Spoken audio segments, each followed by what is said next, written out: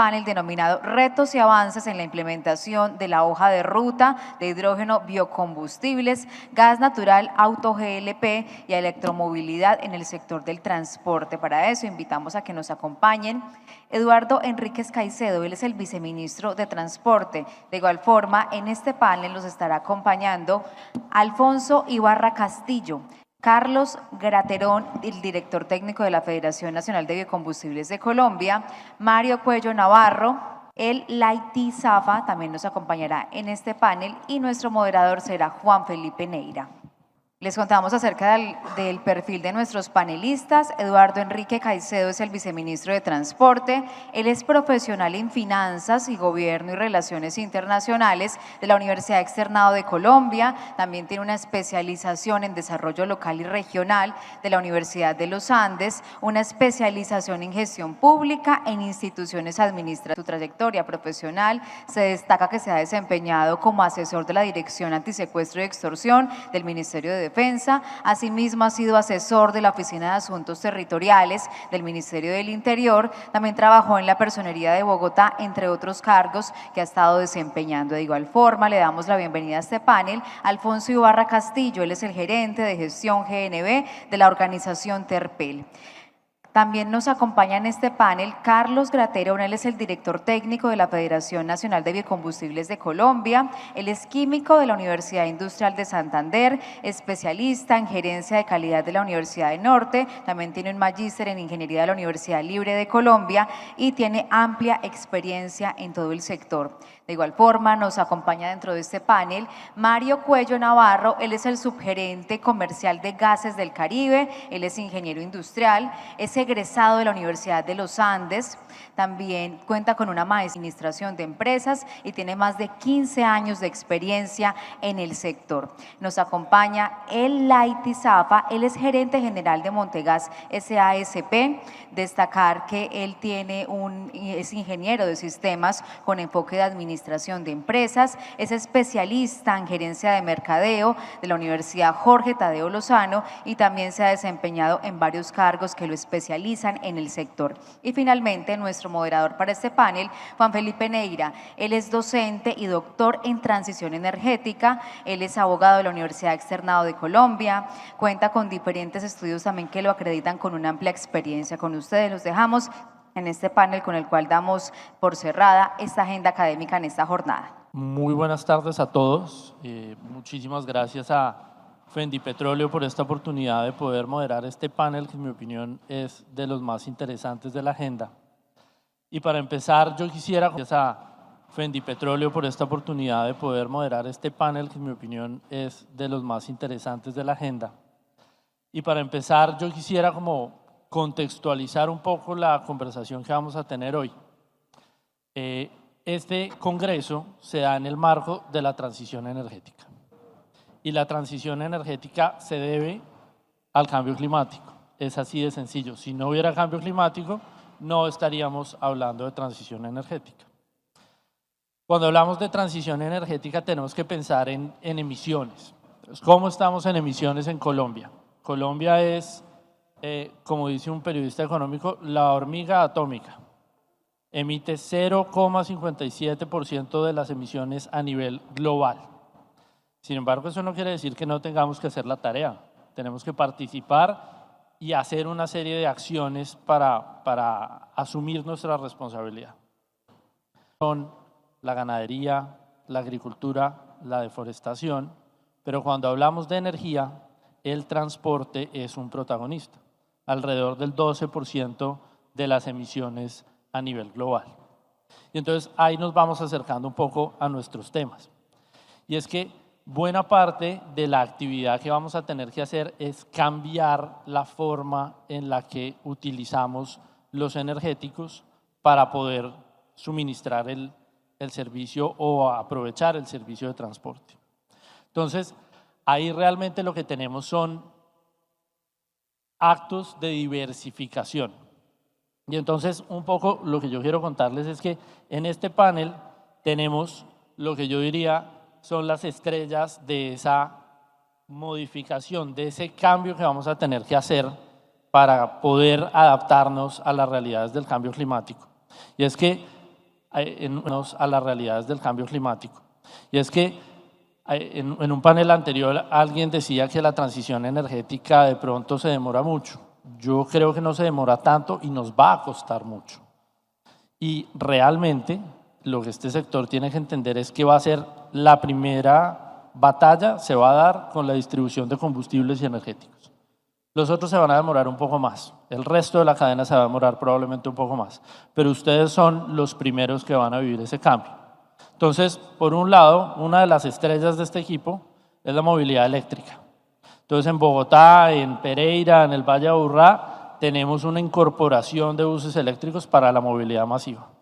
También tenemos unas normas recientes que nos dan un marco regulatorio más o menos claro, se va aclarando en el camino, pero la venta de automóviles eléctricos va cayendo, ¿sí?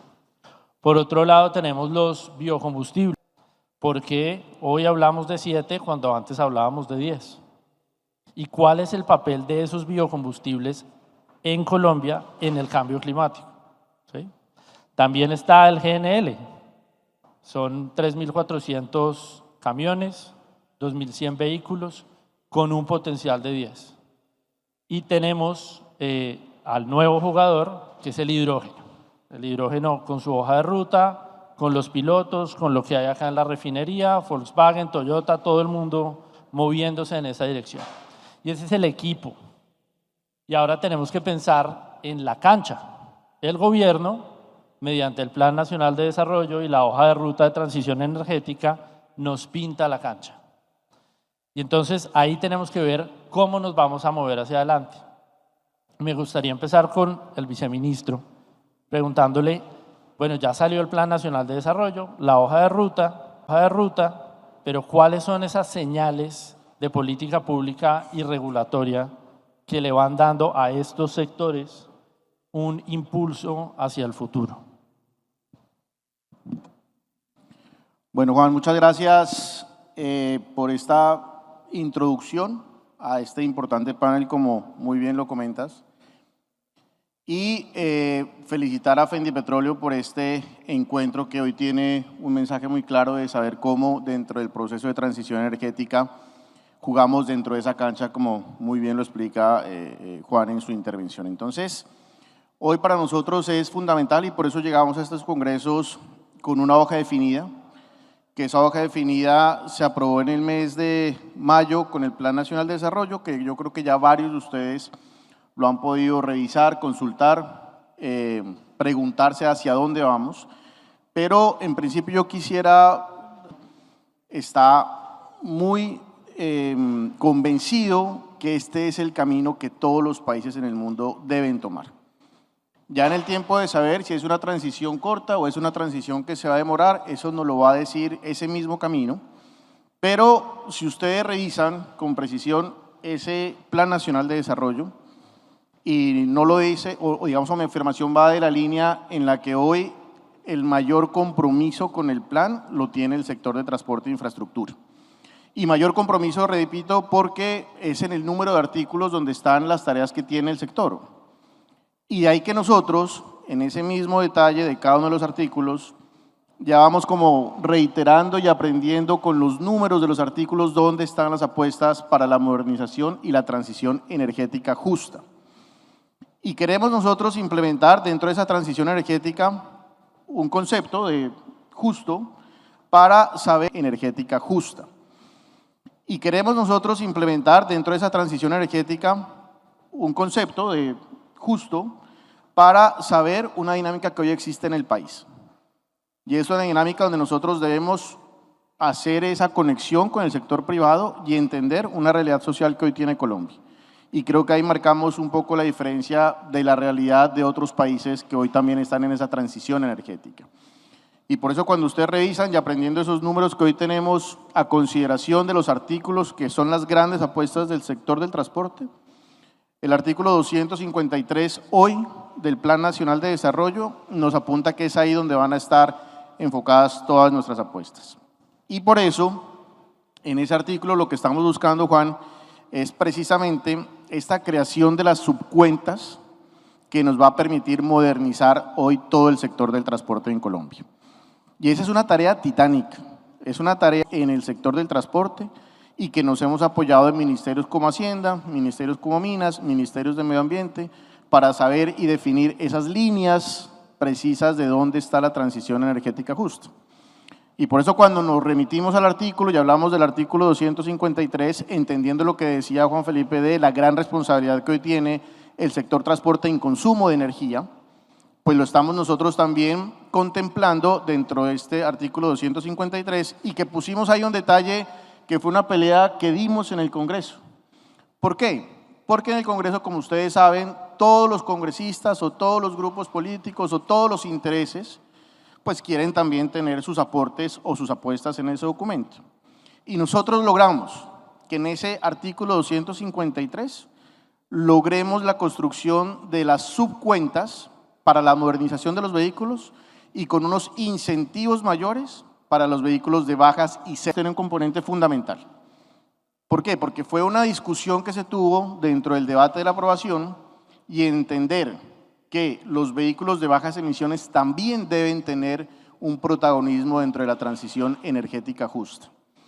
Y por eso hoy, ya con la construcción del artículo 253 y la creación de las subcuentas, tenemos nuestra financiación en vehículos para la modernización del sector transporte, para los vehículos de menos de 10.5 toneladas, que es un sector importante, todos nuestros vehículos de los sistemas de transporte, hablando de sistemas estratégicos de transporte, los sistemas de los colectivos, los taxistas hoy también tienen un espacio importante y es una de las apuestas del sector. Y hoy en transporte de carga les hemos dicho a todo el sector privado que el gas natural es un invitado muy importante para esta transición. Entonces no quiero entrar en detalle porque sé que la intervención de todos los que estamos acá es muy amplio ejercicio que hoy estamos haciendo, pero solamente termino con esto. Dentro de esa construcción y la responsabilidad que tiene hoy el sector del transporte, arrancamos con un proceso fundamental y es, por ejemplo, la próxima semana nosotros firmamos un acuerdo con el Banco Agrario para que los recursos del Fondo de Modernización vayan encaminados a construir una agenda propia con el gas natural y los vehículos de transporte de carga. Y vamos a generar una financiación supremamente importante para que haya precisamente una movilidad que nosotros podamos reconocer en este sector. Entonces, hoy estamos en todas las áreas trabajando, no solamente con gas natural, lo del hidrógeno obviamente para nosotros es una hoja de ruta particular e independiente que la estamos motivando y que nosotros hoy, yo lo digo también con toda la tranquilidad, Colombia se está convirtiendo en un referente no solamente dentro del continente, sino a nivel mundial. Y eso para nosotros es importante porque concluimos que estamos en el camino correcto. Y lo que dice Juan Felipe es cierto. De pronto el tiempo se demore y esto va a ser muy costoso. Pero también hemos concluido es que más costoso va a ser no cumplir con estos acuerdos de transición que firma el gobierno de Colombia. Entonces estamos en el camino correcto y esperamos también ya con detalle comentarles qué más estamos haciendo desde el ministerio. Dice, muchísimas gracias por plantearnos un poco el panorama y vamos entrando en detalle. A mí me gustaría preguntarle a Carlos, ya que hablamos de bajas emisiones, ¿qué está pasando con la oferta y la demanda de los biocombustibles y por qué se caen las mezclas? ¿Qué es lo que está pasando? Bueno, Juan, muchas gracias. Un saludo para todas y todos por esta invitación, a todo el equipo organizador del Congreso. Bueno, separemos un poco la conversación. Hoy, en las cerca del país, se distribuyen mezclas de bioetanol en gasolina y de biodiesel en diésel. Las mezclas de biodiesel en diésel en general han estado estables al 10%, de hecho tenemos una serie de pilotos que nos llevan con las mezclas al 20% e incluso al 50%. Entonces las mezclas de biodiesel en diésel están bastante estables. Y las mezclas de etanol en gasolina sí han tenido unos temas de oferta, pero particularmente este año están muy estabilizadas al 7% y seguramente con la muy buena visión del Ministerio de Minas y Energía vamos a lograr consolidarlas al 10% en los próximos meses. Quisiera aquí, y porque he estado escuchando, Juan, panelistas y todo el auditorio durante estos días de Congreso, una afirmación y quisiera permitirme hacer una precisión. Y es que los he escuchado a los minoristas decir, la transición energética viene. la transición energética viene. Nos tenemos que preparar para la transición. Ustedes llevan desde el 2008 en cada una de sus estaciones de servicio vendiendo energía renovable líquida. Esas son las mezclas. El año pasado vendieron unos 200 millones de galones de biodiesel y cerca de 100 millones de galones de bioetanol. Permítanme hacer aquí un paréntesis. Ustedes me dirán, bueno, ¿y eso qué tiene de renovable? Cada galón de biodiesel o cada galón de alcohol, cada galón de biocombustible está hecho con carbono que ha sido capturado de la atmósfera. Ese carbono se almacena y se utiliza en los motores. Cada vez que cualquier persona mezcla o quema un galón de diésel, más o menos emite 12 kilogramos de dióxido de carbono. Cuando quemas un galón de biodiesel, emites 2 kilogramos de dióxido de carbono. Cuando quemas uno de gasolina, emites 10 kilogramos de dióxido de carbono. Y cuando quemas uno de bioetanol, emites 2.6. Entonces ustedes en la distribución minorista emites 2.6. Entonces ustedes en la distribución minorista llevan muchos años comercializando, vendiendo y están en la transición energética. Ese volumen de cerca de 300 millones de galones de biocombustibles que han distribuido equivale al volumen que más o menos 650 estaciones de sus estaciones de servicio están comercializando. Entonces yo les invito a que miren esto y cuando les digan, no, la transición viene, no, ya estamos acá, nosotros comercializamos biocombustibles. Para el sector de biocombustibles los distribuidores minoristas son unos aliados. Ustedes en ese proceso le están ahorrando al país cerca de 3 millones de toneladas de dióxido de carbono al año. Eso es como si dejáramos en las casas 1 millón de vehículos. O hablando de los famosos días sin carro, el aporte que ustedes están haciendo en la distribución de biocombustibles en el país es como si el día sin carro que se celebró en Bogotá se celebrara consecutivamente durante 9 meses. Eso ya lo están haciendo ustedes. Síganle apostando a los biocombustibles. Desde este sector estamos muy agradecidos por esa apuesta. Los acompañamos siempre porque hay que decirlo, en esta construcción conjunta, ustedes como distribuidores minoristas le han permitido y le han exigido a este sector de biocombustibles mejorar. Estamos muy orgullosos de estar acá. Sabemos que la transición energética está en este momento en marcha. Apoyamos al gobierno nacional en todas las metas de descarbonización y aquí hay un sector que hoy por hoy e inmediatamente revisémoslo o miremoslo de esta manera. Cada vez que alguien va a una de sus estaciones de servicio y pone mezclas de biocombustibles, ahí automáticamente está descarbonizando la economía. Ese es un poco nuestro panorama hoy, Juan, y muchas gracias. Muchas gracias, Carlos.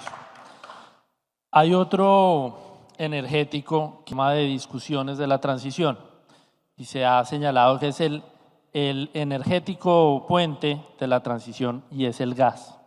Entonces a mí me gustaría preguntarle a Mario, una pregunta un poco difícil, pero ¿hay suficiente gas para desarrollar el transporte público de pasajeros, el de carga, el intermunicipal? ¿Cómo estamos en eso? Sí, yo le puedo decir a este auditorio con toda tranquilidad que Colombia es un país muy rico en gas natural. Diferentes estudios demuestran que el subsuelo colombiano tiene mucho gas. Estos estudios demuestran que hay alrededor de 60 terapiés. Esto nos da que tenemos gas suficiente para la industria, para el gas natural vehicular, para el comercio, para todas las necesidades que hay por más de 100 años.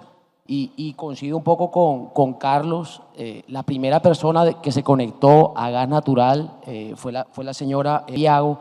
Ella se conectó en 1976, o sea, esa transición energética arrancó hace 47 años.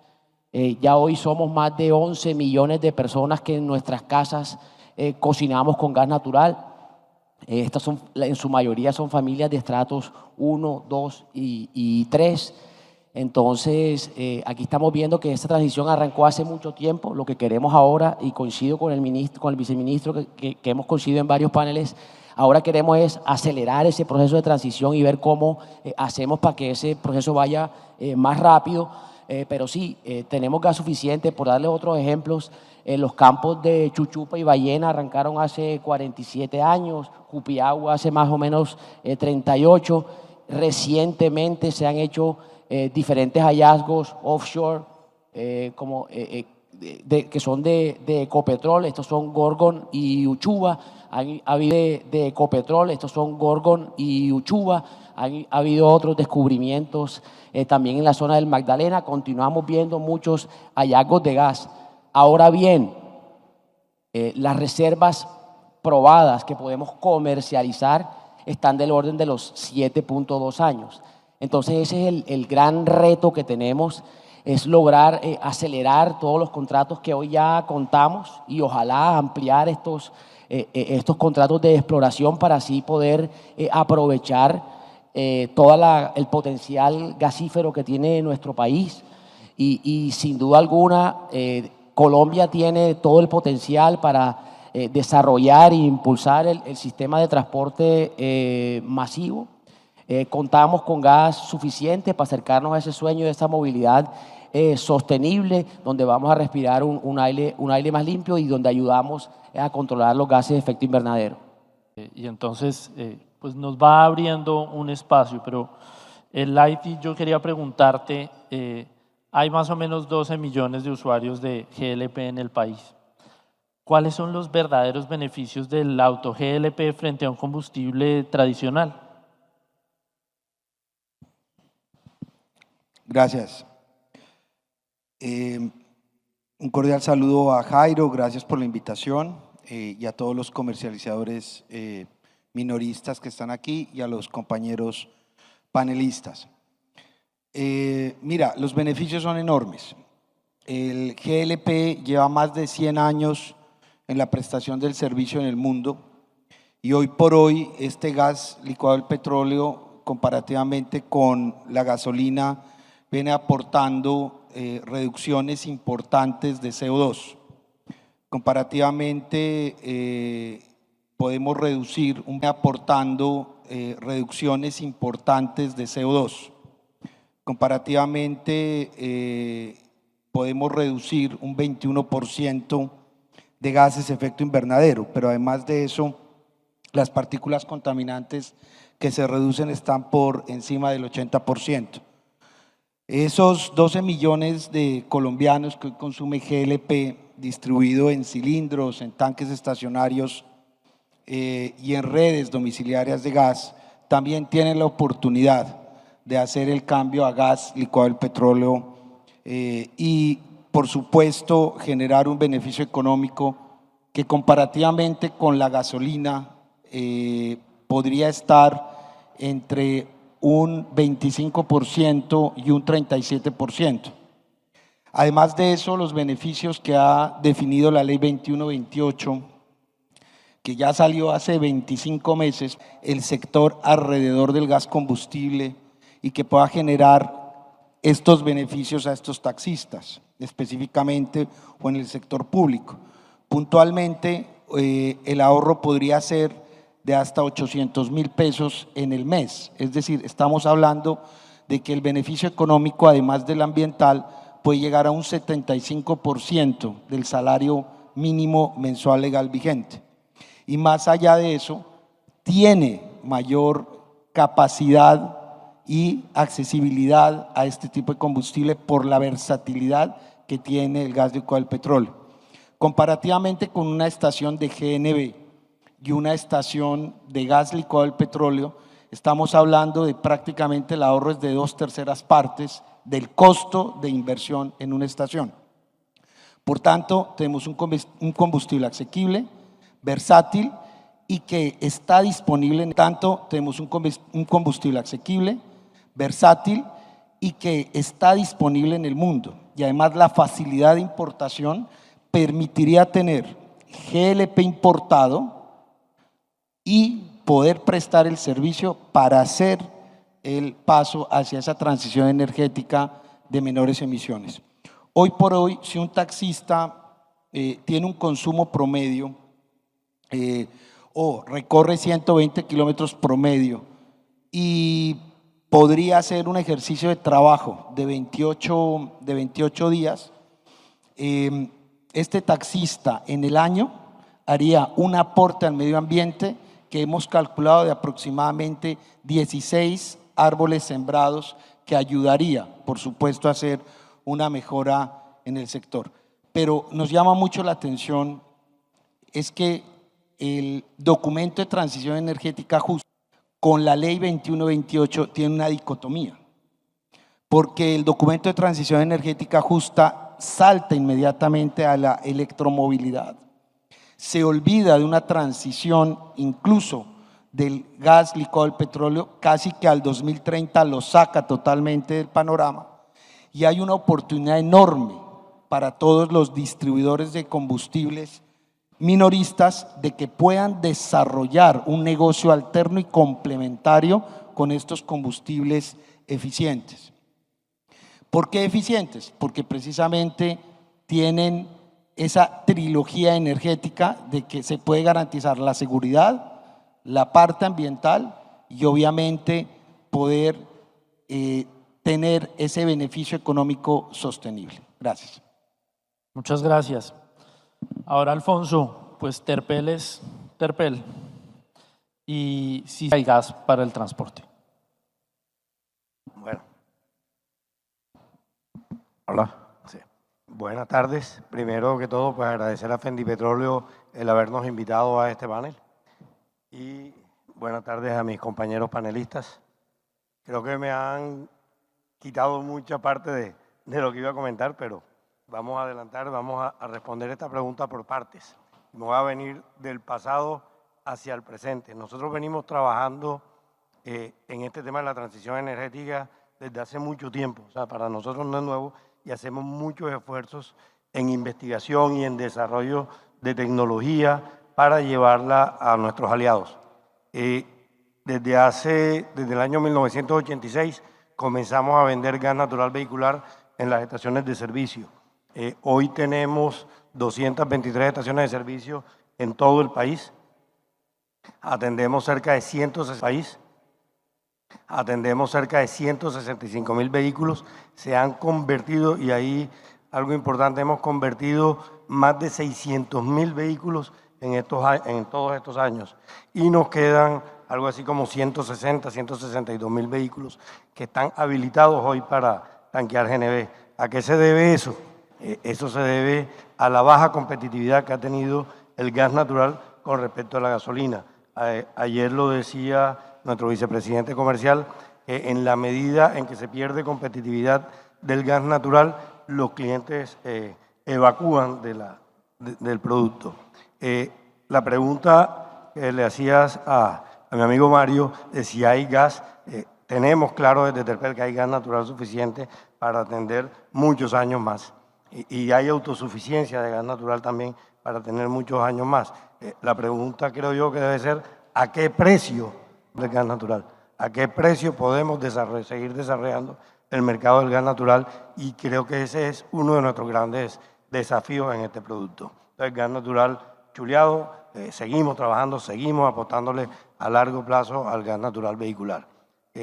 Hace poco iniciamos con GLP, creo que la reglamentación, el IT está dada, falta algo en los temas de talleres para poder desarrollar los talleres, algo más que creo que es muy fácil de resolver por parte del gobierno y tiene que ver con el tema de las revisiones y de garantizar la seguridad. Y ahí hay varios mensajes, uno para mis amigos del gobierno, y es no podemos seguir copiando reglamentos técnicos de otros países, porque tenemos que hacerlo con nuestras necesidades y nuestra problemática. En GLP tenemos 2 estaciones de servicio, y perdón, me salgo un poco, en el tema del reglamento técnico, me refiero a que copiamos reglamentos técnicos con distancias que no aplican para nuestro país. Hoy tenemos estaciones de servicio pequeñas con planes de ordenamiento territoriales bloqueados, donde introducir otro combustible en la estación de servicio es prácticamente imposible. Y si a eso le sumamos unas distancias que tenemos que cumplir por los reglamentos técnicos, es bien complejo encontrar estaciones de servicio donde podamos incluir, por ejemplo, el GLP.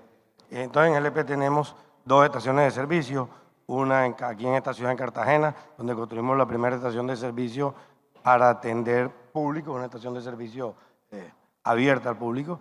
Tenemos una en la ciudad de Medellín. Hemos realizado desde hace 3 años a la fecha algo así como casi 800 conversiones de vehículos, con 2 estaciones. De hace 3 años a la fecha algo así como casi 800 conversiones de vehículos, con 2 estaciones nada más, una en cada país, lo que muestra que hay una aceptación bien importante para el GLP. Entonces, el reto aquí en GLP es encontrar las estaciones que se acomoden al reglamento. En movilidad eléctrica, también venimos trabajando en movilidad eléctrica. Ahí tenemos 3 estrategias, no me voy a alargar mucho, tenemos 27 puntos de movilidad eléctrica en el país, donde intentamos conectar las principales ciudades a través de las troncales. Tenemos 6 hubs de carga dedicados para transporte de carga urbana y tenemos una estrategia también dedicada a... Tenemos una estrategia dedicada afuera de las estaciones de servicio. Tenemos estrategia dedicada para centros comerciales, parqueaderos y situaciones así. ¿Eso por qué? Porque eso ya nos da el panorama completo y la pregunta para el viceministro es, pues ya nos han contado un poco, de pronto, ¿qué medidas concretas quisiera usted compartirnos que esté haciendo el gobierno para impulsar a estos sectores?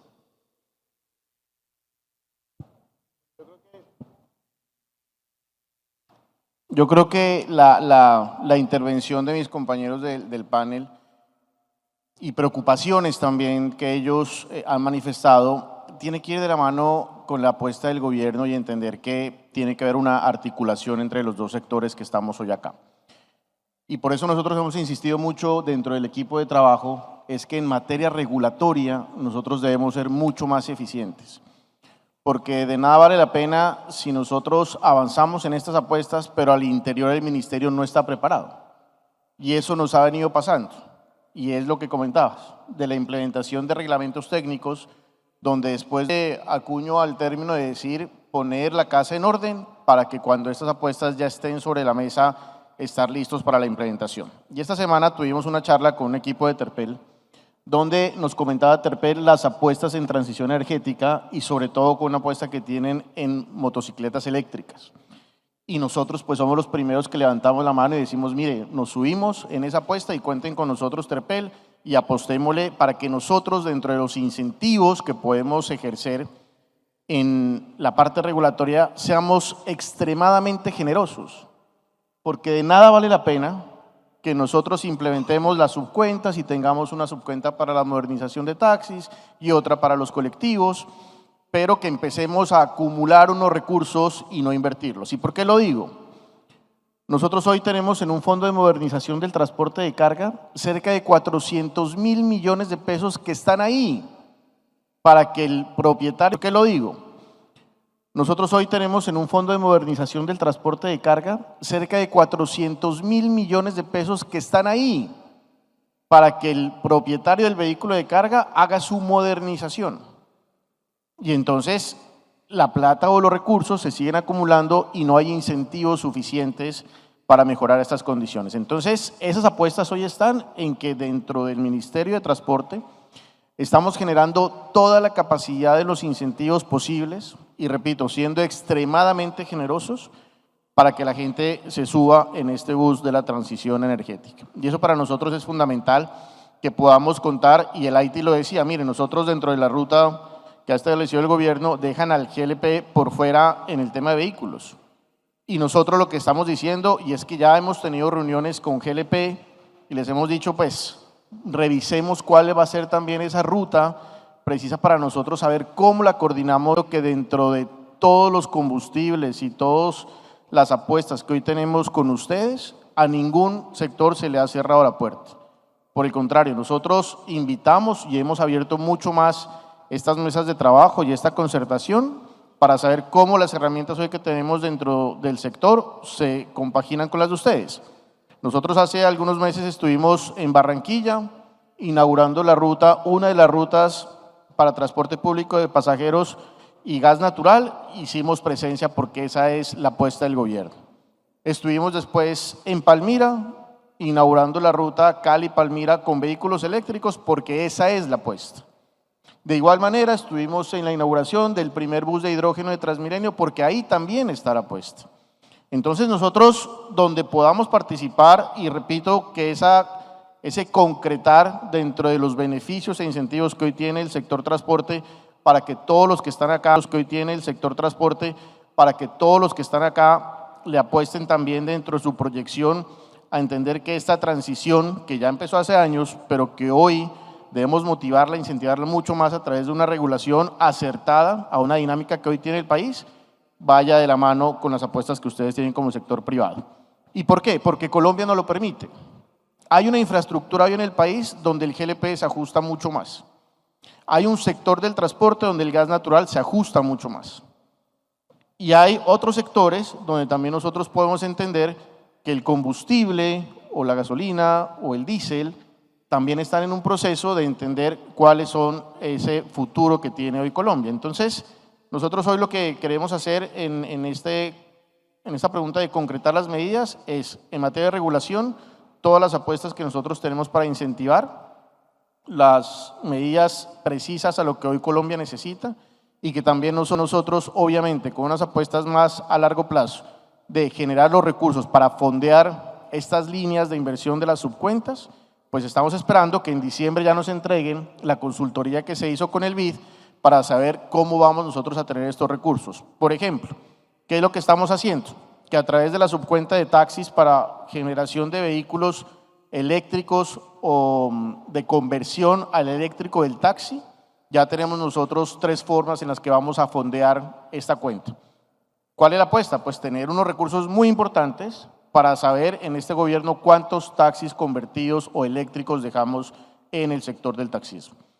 Y hoy el presidente de la República nos ha dicho, yo quiero convertir o quiero que el taxista sea el propietario del vehículo. Y esa es una invitación que estamos haciendo a todas las personas que hoy están acá, pero que no solamente está el vehículo eléctrico tipo taxi, que también nosotros vemos con muy buenos ojos, a través del GLP podemos incentivar, donde hoy no podemos llegar con los vehículos eléctricos, unas zonas de difícil acceso donde el GLP ya tiene una infraestructura lista para poner en marcha. Entonces, puertas abiertas y obviamente es una presión, digamos, positiva para nosotros, para que ya tengamos toda la regulación lista para todo lo que viene en próximos años. Muchas gracias, vice. Carlos, ustedes llevan en el sector pues ya varios añitos y ahora tenemos lo que son los biocombustibles de segunda generación. ¿Cómo es eso? ¿Cómo es el tema del diésel renovable, del combustible de aviación sostenible?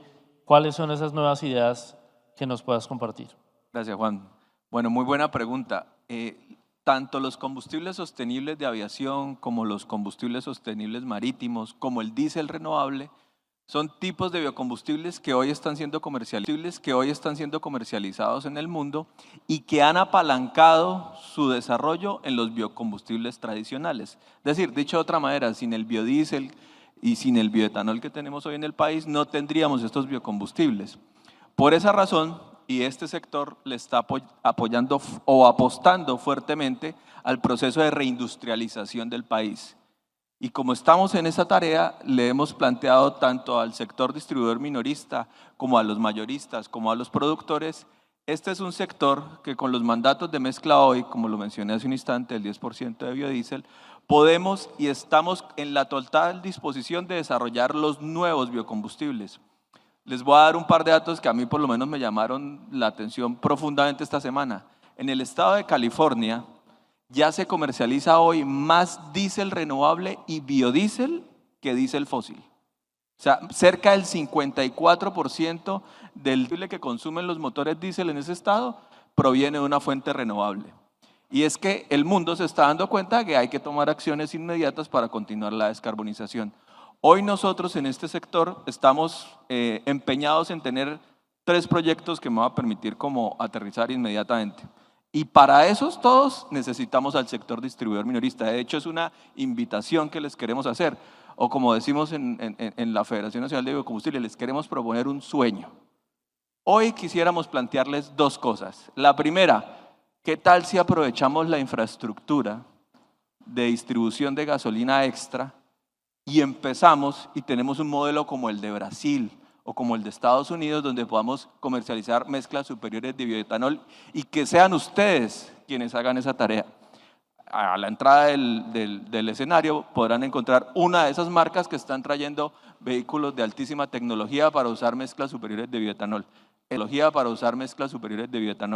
Esa es una propuesta. La segunda, vice, y a todas las personas delegadas, es: nosotros creemos que los distribuidores minoristas hoy pueden pasar a la siguiente fase de distribución de mezclas superiores de biodiesel. ¿Cómo? Pues a través de un esquema que les permita tener unos volúmenes que puedan comercializar y ustedes decidan cuál es ese mayor volumen y con eso diversificar su oferta. Teniendo eso, el B10, el E10, las mezclas superiores de biocombustibles, apalancamos la reindustrialización de este país. ¿Cómo? Con nuevas plantas de producción de combustibles sostenibles de aviación. Los aviones tienen una estrategia para descarbonizarse de manera contundente y es los combustibles sostenibles de aviación que se denominan SAF. Y además podemos empezar a desarrollar los proyectos de diésel renovable. Todo esto lo podemos hacer todos de la mano, pero apalancados en los biocombustibles que tenemos hoy. Estamos convencidos que hoy que le ponemos más o menos un 16% de la meta de reducción de emisiones en el sector transporte, ese aporte lo pudiéramos duplicar muy rápidamente si continuamos por esta senda de reindustrialización con el país, en la cual, reitero, el sector distribuidor minorista es un aliado fundamental. Esos son básicamente los mensajes, Juan. Muchas gracias, porque esa tecnología del Total Flex abre todas esas puertas. Sin embargo, pues también el GLP es una alternativa bien importante. Una pregunta, Elaidi: ¿qué hay en AutoGLP y en NautiGLP que pueda ser competitivo y sobre todo en este escenario de precios y aumento de precios de la gasolina en Colombia? Bueno, en los últimos 5 meses hemos visto un incremento de la demanda, especialmente en el sector del servicio público, para poder… Nariño, de donde vengo, tenemos 4 estaciones en Pasto que ofrecen el servicio, pero obviamente falta todavía esos incentivos, porque si bien, como lo dijo Alfonso, tenemos ya una reglamentación clara para talleres, pero hace falta lo que definió el artículo 15 de la ley 2128, y es que en los 12 meses siguientes de la promulgación, y ya vamos 25, se tenían que definir esquemas y programas para promover la transición a gases combustibles, porque es que la ley de gases combustibles, y doctor Eduardo, va encaminada precisamente a GLP, como usted bien lo dijo, pero también a gas natural. No obstante, esos programas no están a la mano de quienes le hemos hecho la apuesta, porque las distintas empresas hemos apostado para que efectivamente con inversión podamos promover. Están a la mano de quienes le hemos hecho la apuesta, porque las distintas empresas hemos apostado para que efectivamente con inversión podamos promover la oferta. Por eso hay 4 estaciones, pero no hemos logrado incentivar la demanda. Y en estos días que leíamos de que había un incentivo posiblemente de 100.000 pesos por cada taxista, haciendo unas cuentas muy rápidamente para que sigan consumiendo gasolina subsidiada, nosotros veíamos que con 100.000 pesos multiplicados por 24 meses, es decir, una inversión de 2 años, se podría financiar un kit de conversión o de gas natural o de GLP. Lo que haría, como usted bien lo dijo, incentivar directamente esa conversión y obviamente entrar en una senda que ayude a diversificar la canasta energética de combustibles eficientes. Eso por el lado de AutoGLP. Específicamente Montagas está trabajando en Tumaco, un proyecto en donde iniciamos hace 2 años y medio con la puesta en marcha y sustitución de 18 motores fuera de borda. Obviamente se sustituye totalmente la gasolina por propano específicamente, y este GLP, este propano, ha generado unas eficiencias enormes. En primer lugar, pues se sustituyen motores de 2 tiempos por motores de 4 tiempos que contaminan menos. La contaminación acústica hacia las especies marítimas pues se disminuye enormemente y la eficiencia casi que es 1 a 1 en el consumo, dando un ahorro importante frente al costo de la gasolina en estas zonas costeras que son bastante altas. Acabamos de firmar un convenio con el Fondo de Energías Renovables con FENOGE, en donde vamos a sustituir 60 motores de borda ineficientes de 2 tiempos por 60 motores de 50 caballos de fuerza a GLP en pescadores de estrato 1 y 2. Y de ese convenio resultará la metodología para implementar el desarrollo del Nauti GLP en toda Colombia, porque uno de los requisitos es entregar una metodología clara de sustitución. Esperamos que esto sea de gran beneficio, como lo dice el Ministerio de Minas y Energía, energía limpia para el Pacífico que esperamos se pueda desarrollar. Muchas gracias. Y continuando con el gas, Mario, ¿cómo va el avance del gas natural en el sector automotriz, particularmente en carga pesada, buses interurbanos, intermunicipales? ¿Cómo vamos con eso? Gracias por la pregunta, Juan. Tú bien lo decías cuando arrancabas el panel, alrededor del 12% de las emisiones que tenemos en Colombia. Vamos con eso. Gracias por la pregunta, Juan. Tú bien lo decías cuando arrancabas el panel, alrededor del 12% de las emisiones que tenemos en Colombia son por el sector transporte. Ahí tenemos todo un mundo de oportunidades. Si nosotros quisiéramos hacer una apuesta realmente agresiva para acelerar este proceso de transición, ahí tenemos un gran oportunidad. Ahí podemos, si le apostáramos, por ejemplo, a modernizar el 50% de la flota llevando esos vehículos a gas, tenemos unos potenciales de reducir del orden de los 160.000 toneladas de CO2 y del orden de las 40 toneladas de material particulado, que son las principales causantes de enfermedades respiratorias. En ese orden de ideas, el gas natural viene dando unos pasos agigantados. Nosotros, este año reciente, los temas de transporte masivo, este año inauguramos en conjunto con la alcaldía de Valledupar y con recursos también de regalías, el sistema de transporte masivo SIVA con 130 buses a gas natural. ¿Qué más te cuento? Tenemos también muy próximo a empezar a renovarse la flota del sistema de transporte masivo de Barranquilla. Ahí tenemos alrededor de 1.600 buses que también estamos impulsando y fomentando que sean a gas natural. En Santa Marta hay alrededor de 600 buses y así en toda Colombia hay diferentes oportunidades. Otra cosa a la que le estamos apostando es todos los agentes de la cadena del gas natural. Creamos un fondo que se llama Candeo. Este fondo lo que busca es financiar a ese pequeño transportador que normalmente no tiene acceso a la banca tradicional. Creamos una bolsa que ya inauguramos y esperamos arrancar a finales de este año para brindarle la oportunidad a estos pequeños transportadores que puedan pasarse a gas natural. En el tema intermunicipal, también el viceministro, y como él bien ha dicho, y le agradecemos mucho todo el apoyo que hemos tenido del lado del Ministerio de Transporte para fomentar el uso del gas natural como combustible prioritario para la transición energética. Ahí estuvimos recientemente con Expreso Brasilia en una prueba piloto que están haciendo. Es el primer bus intermunicipal que va a ser la ruta Barranquilla a Valledupar. Entonces uno ya puede ir al Festival Vallenato muy cómodamente en estos buses a gas natural, que además ayudan a mejorar la calidad del aire y nos ponen un paso hacia adelante, hacia esa transición energética que todos soñamos. Entonces definitivamente el gas natural estamos dando unos pasos bien importantes que nos ayudan a cumplir esas metas que tiene el gobierno en todo el torno a la transición energética. Mario, muchas gracias, porque ahí vamos ampliando el panorama, pero creo que hay que ampliarlo un poquito más.